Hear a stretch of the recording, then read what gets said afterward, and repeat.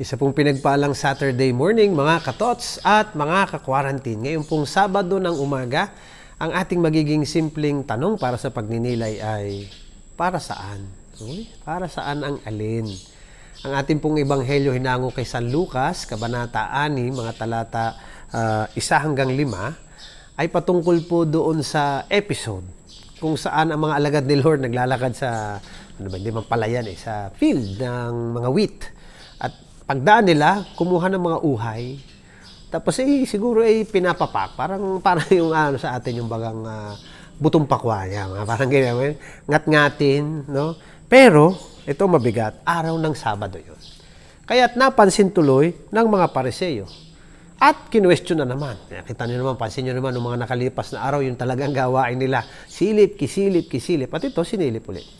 Ngunit merong napakagandang ipinaalala si Lord. Habang sinisilip ng mga Pariseo yung ginawa ng mga alagad, pinaalala ni Lord yung katotohanan ng batas. Kaya ang tanong ko ay para saan? At minsan napakahalagang tayo mismo ay mabalikan lagi din natin lahat ng ating gawi, lahat ng ating ginagawa, at balikan natin yung tunay na dahilan para saan nga ba natin ginagawa mga ito, sapagkat baka maya-maya, habang humahaba ang panahon na tagal, ay nalilimutan na yung tunay na puso nung dahilan kung bakit.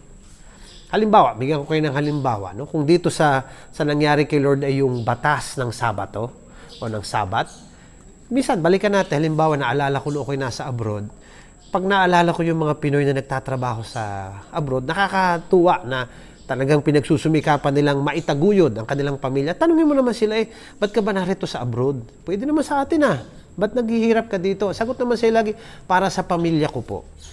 Tingnan niyo yun, napakagandang dahilan.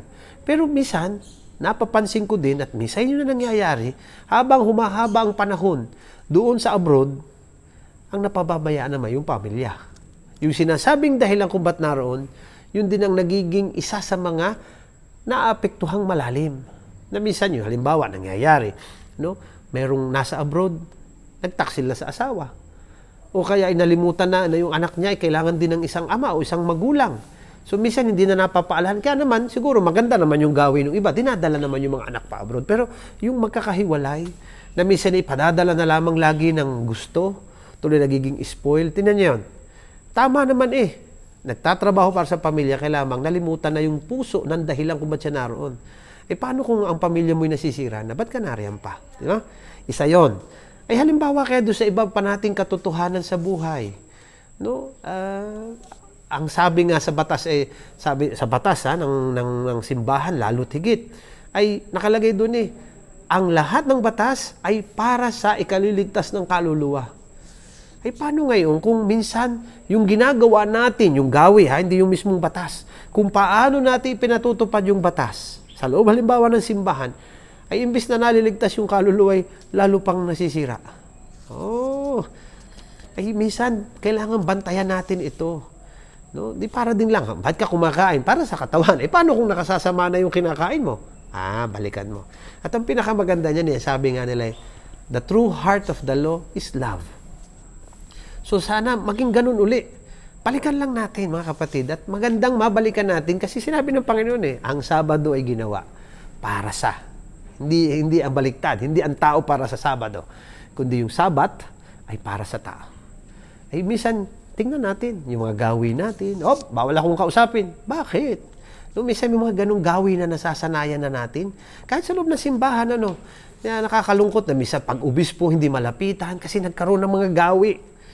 No, tama naman siguro ang dahilan ng unay kaya ganoon dahil igagalang. Pero minsan sa sobrang paggalang lalo mang hindi makalapit, hindi makapagsabi sa obispo, at ang obispo naman nasanay ng gayon, minsan nagmumukha tuloy siyang isang taong higit. Tanyon, gawi. Mga gawi na minsan tulad sa mga kapatid kong pare na paalala ko na minsan, alam mo sa kainan, lagi kami mga pare paunawahin. Sabi ko, bakit naman kailangan lagi tayong una? Maaari namang tayo ang magpahuli Nalimutan ba natin na tayo lingkod ng mga tao? Hindi naman kasalanan yun Walang masamang doon. Kaya lamang may mga gawi na mamaya-maya nalilimutan natin kung ano yung tunay na dahilan ng mga bakit. Kaya para saan nga ba? Para saan nga ba natin ginagawa ang mga ginagawa natin? Sana maalala pa natin yung original na dahilan. lalo tigit kung ito'y para sa ikabubuti. At sapagkat yun, ang paalala sa atin ngayon ng Ebanghelyo. At napakagandang paalala mula kay Lord. Okay po? Sige po. Siyempre, bakit nga ba tayo nagtotot for the day? To be cyber missionary. Yan. Para makapagdalang mabuting balita, hindi kayo din po sana. As you participate with us, be cyber missionaries din po. Evangelize to social media, like, share, follow.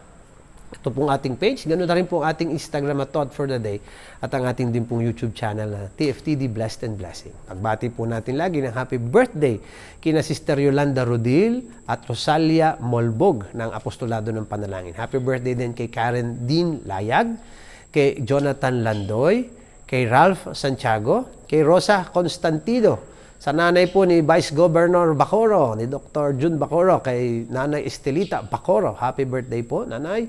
Ngayon na rin po happy birthday kay Arlene Recamara, kay Maria Criselda Monteroso, kay Chona Marasigan, kay Mayet Hamilya. Happy birthday sa inyong lahat and blessings. At special shoutout po sa dalawang estudyante ng Lasal na si Sam Arboleda at Jaime Ebron. Prayers para sa inyo din dalawa, galing kay Bishop Juni. At kung may tanong kayo, tanungin nyo lang si Bishop Juni. Message me. Okay? At paghiling ko din naman po ng special prayers para kay Ronald Rebalo sa kaluluwa niya. At gayon na rin po, patuloy ang ating dasal dapat para sa lahat ng COVID na namatay dahil dito, mga may karamdaman dahil dito, mga kamag-anak na apektado dahil may kamag-anak silang may sakit. At siyempre ang ating mga frontliners na talagang patuloy po na nangangalaga sa ating lahat at naglilingkod. Okay po, and prayers po talaga para sa lahat. At kami din po, ipagdasal ninyo habang kami patuloy na under quarantine. Ang misa po bukas ng Sunday, hindi ho sa katedral pero sa sariling chapel ni Bishop at 8:30 pa rin po ng umaga. So, magmimisa pa rin ho kami, yung aming community ng quarantine. Okay po? Subukan namin kumanta. Tingnan namin kung magkakaigi. Pero basta, may misa po tayo at 8:30 bukas ng umaga ng linggo. Okay po? At syempre po, hindi naman natin dapat makalimutan. Lalo, lagi naman natin alam ang dahilan at kung para saan ang mga ginagawa natin. Always be blessed and be a blessing. Ingat po kayo lahat.